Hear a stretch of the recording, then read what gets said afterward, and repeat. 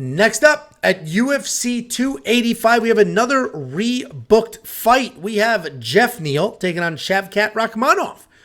This was originally booked back in January, and much like the Tabitha Ricci fight we broke down earlier, I loved it.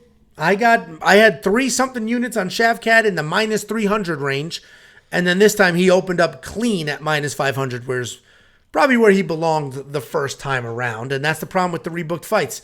Anyway, Geoff Neal is 15-4 overall. He's 3-2 in his last 5. He's coming off the KO win over Vicente Luque, and he's taking on Shavkat Rakhmonov, undefeated in his career. All stoppages. The guy's an absolute savage beast. Geoff Neal, I get it. He's another one of these. He's a very popular underdog this week. And it's funny because I don't think anybody's actually betting on him. I think they're just screaming and yelling about how dangerous he is. Because, frankly, I haven't seen much line movement outside of what you see here, which is just a couple of points. But Geoff Neal hits hard. He's a good striker, very real power, got some solid volume, and some solid takedown defense. He's not like the most technical guy in the world, but he doesn't need to be because he'll dictate the pace. He'll bomb away. And he's coming off that win over Vicente Luque where he looked good early, started to fade, and then ended up finding that knockout. Shavkat Rakhmonov, this dude, it's not ridiculous that this dude's going to be champion in the next couple of years. This dude's an absolute savage, submitting people, knocking people out wrestling people, out striking people. He's just doing whatever the hell he wants, including Jacob's favorite thing, jumping guillotine, and he's snatching those things up. The guy does whatever he wants. He's coming off the destruction of Neil Magny. 2 takedowns, 9 minutes of control time, and then a submission. I love Shavkat here. I think he's on an entirely different level.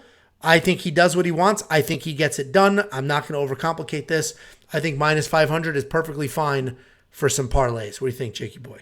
Yeah, to say that Geoff Neal isn't going to be live, I'm not saying that you said this, but to say he's not going to be live in this matchup, I think is crazy. I'm not going to disrespect Geoff Neal and say that he has zero chance because he does. He possesses the power, the striking, and the pressure, and he's willing to take those chances to get that knockout. That's what you want to see in this matchup, and I kind of hope that he's able to be durable. Because I want to see Shavkat challenge. I think everyone wants to see. I mentioned it with the Bo Nickel stuff, and we mentioned time and time again, you don't know about these people until they run into those moments. We didn't know how Chimaev was going to react until we saw him react against Gilbert Burns, and he fought through the fire, and now people, I think, love him even more because he showed, I can grit down, and I'm not just a first-round finisher type guy. With that said, Shavkat, I think on paper, the Neil Magny fight was going to be the toughest fight for him and for a while. Neil Magny is a tough guy. He's long, he's rangy, he's tough, he's very, very good in the clinch. He can get his own takedowns in the clinch. And Shavkat had absolutely zero issues. He is so methodical in there. It almost looked at times like he was bored in that fight. Like he's on top of Neil Magny, I guess it's time to finish the fight. And he's just like, is this all you got for me? It's not like in a cocky way. It literally looks like he's just like, wow, I thought these people would be a lot better than they are. And he's just running through people. I think that matchup on paper was a tougher matchup for him than a guy like Geoff Neal, who is just kind of going to have to rely on his power. And Shavkat's going to be too rangy and too good, can get the takedowns and do what he wants on the ground there if he needs to. I think this is a great fight for Shavkat. He should get it done. We'll see the durability of Geoff Neal and how Shavkat wants to play this, but I think it's a first or second round finish, and he walks out there on his way to a title soon. At this point. So we're completely aligned, and again, the odds reflect that. Hey, Alexa. The odds reflect that, so it's not like we're saying anything crazy. This is not a stay-away fight. Obviously, Geoff Neal has power. These are fist fights. Anything can happen, of course. We've seen it a million times over, but, we broke this down. So I think Shavkat, again, we talked about Bo Nickel at $9,600.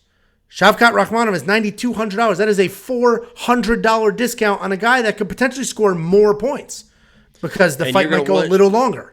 And you're going to want that extra money because there's not a lot of dogs on this card. So you want to try and get the best ones you can. No, 100%. So, Shavkat Rakhmonov, $9,200, pretty safe for DraftKings. Minus 500, pretty safe for bets. We have some things going with him. WeWantPicks.com. Become a premium member. It's $10. You'll unlock literally everything, including the advanced fighter stats. We broke down fight metrics. Those are now available to every single premium member.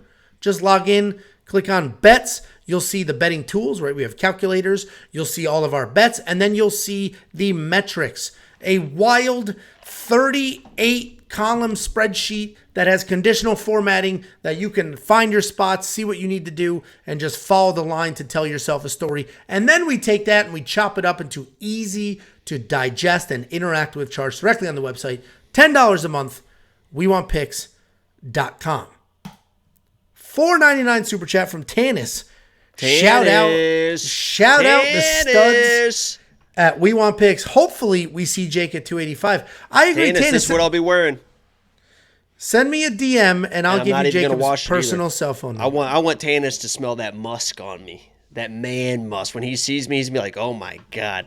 You know, when I met Dana last year, it's no big deal. I just hanging out with Dana White. The one takeaway was, oh my God, that guy smells fucking rich. That was the best smelling man I have ever smelled in my entire life. I put his arm around, he put his arm around me, and I was like, I almost went in and just licked his neck. He smelled so good. So I hope if I meet people at 285 that I can return the favor and smell like money as well. Well, I'm going to smell like something. You know what I mean? And Tanis, I was joking. I'm not going to give you Jacob's personal cell phone number. I was just messing with you. Actually, I was just messing with Jacob. I mean, people might spot you with that absurd shirt. You'll literally be the only person wearing that shirt. I'm going to be the only person in the prelims, too, being like, Daddy Joe, Daddy Joe, Daddy Joe. I will yell it, too, because I'm going to be fucked up. If you see me, guys, I'm telling you, I'm going to be fucked up. You're going to wear lifts so you keep this illusion that you're not a small man? I mean, everyone's going to see. No, we know that once I get this picture out with Tanis, we got to find each other. And once we get that picture done, people will know the tower that I am. The tower. All right. Let's move on.